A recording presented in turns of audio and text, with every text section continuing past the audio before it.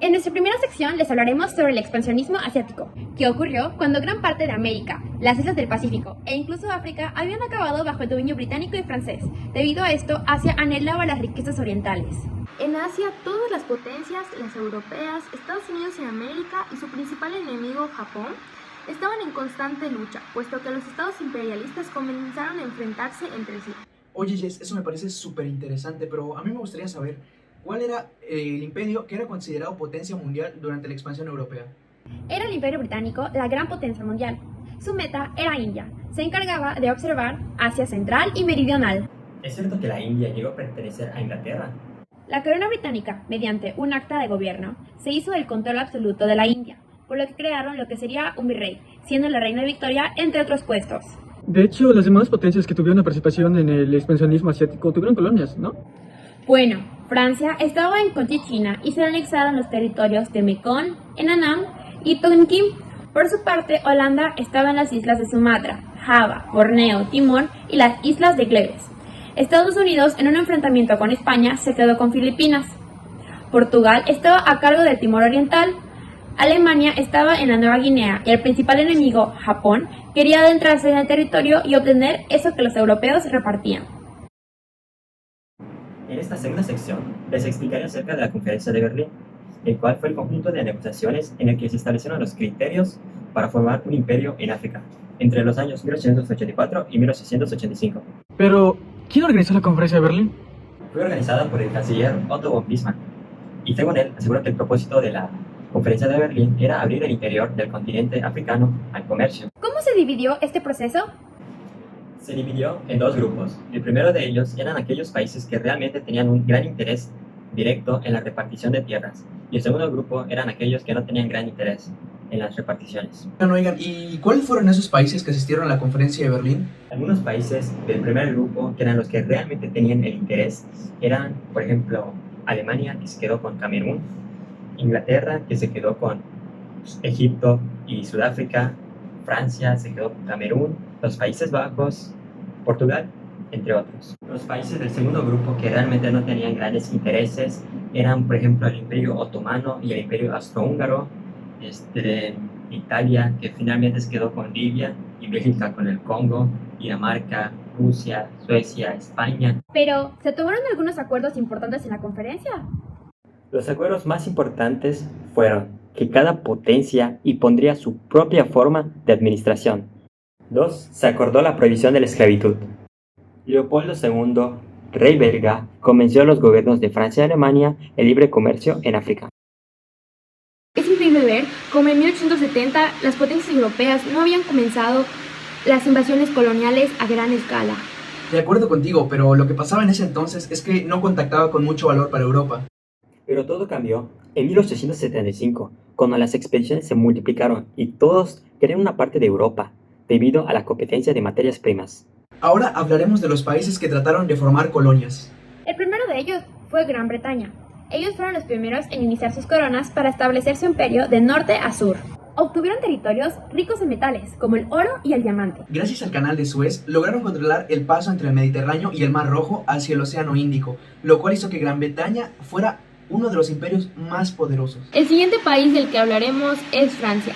Ellos querían levantar un imperio de este a oeste en el continente africano. Comenzaron a dominar primero por Argelia, para luego dominar una gran parte del norte del continente africano y tales lugares que hoy conocemos como Marruecos y Túnez. Y pues bueno, en la costa occidental del continente, que se extendía hasta Sudán, no todo fue tranquilo, ya que hubo bastantes roces con los británicos. Claro, era la zona de choque con la línea norte y sur británica. Ahora pasamos con Alemania, quienes estuvieron a cargo de la exploración de la zona del Congo, para poder levantar un imperio propio. Destaquemos que los alemanes primero se establecieron en África Central, después pasaron al Togo, a Camerún, a África Suroccidental y Tangánica. Portugal, aunque no era una superpotencia europea, logró dominar sus pequeños territorios en el continente africano, tales como Angola, Mozambique y Guinea-Bissau. De hecho, Italia logró establecer su imperio en Libia y Somalia. Y por último, España se estableció en Guinea Ecuatorial y el Sahara Occidental. Bueno, ustedes se preguntarán, ¿el imperialismo qué es?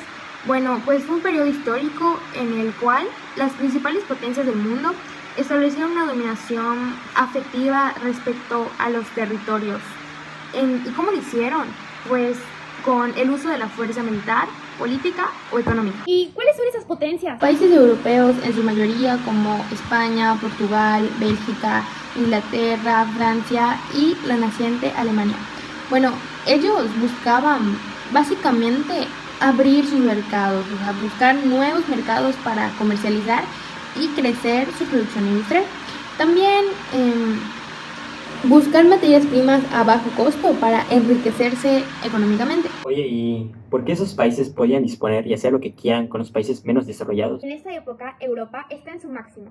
Tenían poder casi todo el mundo. Además, era como una competencia. La potencia que tuviera más países era la más poderosa. Y además, disputa de quien encuentre los mejores recursos, ya que en Europa carecían de ellos y los demás continentes tenían recursos únicos no explotados.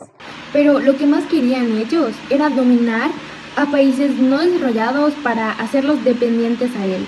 Más que nada eran intereses personales. Estas potencias defendían sus dominios, también justificaban sus acciones de ocupar territorios que eran de otro continente con la llamada misión civilizada, y en ocasiones evangelizaban sobre culturas que ellos mismos consideraban primitivas o bárbaras, algo así como lo que sucedió en la conquista de las civilizaciones americanas. ¿Y de qué forma hacían esto? Sí, la verdad fue un completo descaro de las superpotencias europeas al venir a un continente que estaba bien y venir y a civilizarlo con su misión y, claro, sobreexplotar los recursos de este continente hasta llegar a no tanto a su límite, pero a un gran nivel, aparte de las civilizaciones ya establecidas, completamente opacarlas, y que las civilizaciones que ya tenían y sus culturas quedaron muy por debajo de las potencias europeas. Y es algo triste que esto no fue la primera vez, sucedió justamente eso, pero en América, pero esta vez en el siglo XIX, en África. Pero todo eso solo fue un pretexto para esconder que se adueñaban de los pueblos, y los mismos hombres explotaban a otros hombres, oprimiéndolos y esclavizándolos.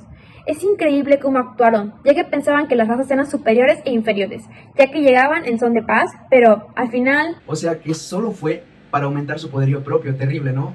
¿Y cómo comenzó esto? Este rollo comenzó en el año 1830, cuando los grandes imperios comenzaron a formarse. Por ejemplo, Francia ocupó Argelia en África, Inglaterra ocupó India en Asia. Ese conocimiento a la larga ayudó a que el continente africano quedara muy debajo de todos los continentes que había, y aparte iniciaba dando los primeros pasos un evento bélico que marcó toda la historia humana, que se llama la Primera Gran Guerra. Algunas personas comentan que la expansión imperialista fue una ley del desarrollo histórico. ¿Qué quiere decir esto? Algo que tenía que pasar. Y por consiguiente la guerra, que la consideraban necesaria para establecer el dominio que ellos querían. Sí, un completo descaro. Y bueno, compañeros, hasta aquí el video de hoy. Y esperemos que con esa breve explicación sepan la situación que vivía el mundo en el siglo XIX. Así que, ¡hasta la próxima!